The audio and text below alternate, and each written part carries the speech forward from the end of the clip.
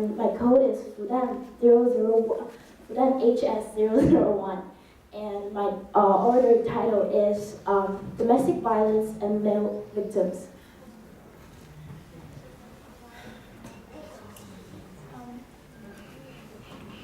Can I begin now? So, in the case of domestic violence in China today, 10% of the victims are male.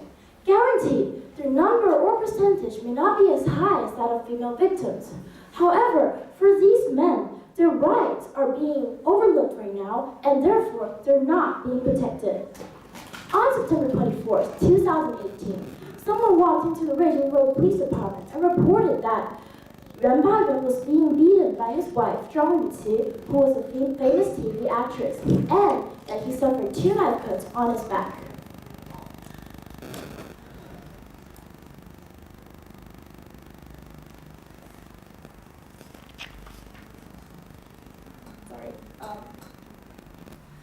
This incident soon swept all over China. And what struck me as peculiar is that when I was looking for an article online about this specific event, I realized that 90% of the articles took a completely different argument than what I would have expected. For example, on iPhone1.com, a famous news website in China today, one of the articles was titled, "Zhang, only she can hurt someone with a knife and still come off as a national icon." I guess what surprised me most is that the attitude and the reaction of the netizens on this specific event is totally surprising. In fact, almost all of the netizens online lean towards Zhang's side in this particular event. Even the male netizens seem to take Zhang's side. In fact, overnight, the exposés about Ren, the victim, spread all over the internet. This man, who was previously unheard of, was accused of forging a false educational degree and supposedly being deep in debt. But none of these accusations can even be backed with solid evidence. So what does this tell us?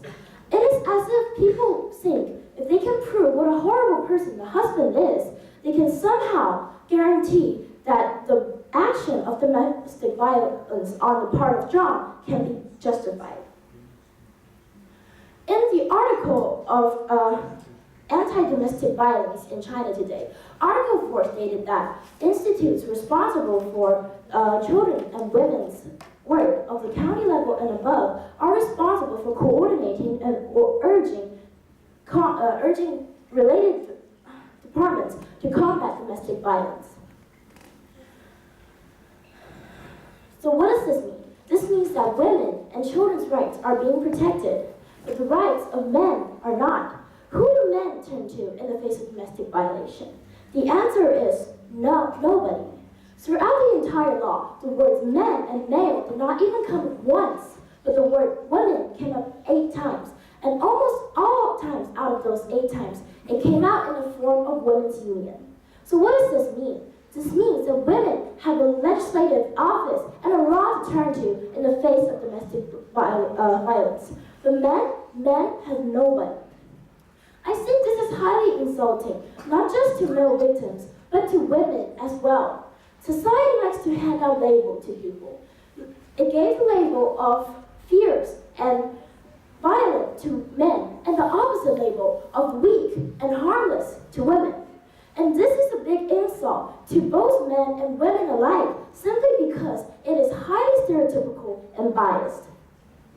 Since most of the victims of domestic violence are women, when a male victim turns up, people often turn up their nose and they adopt the attitude of, well, you deserve this, simply because more men violate the rights of women than women violate the right of men in a marriage.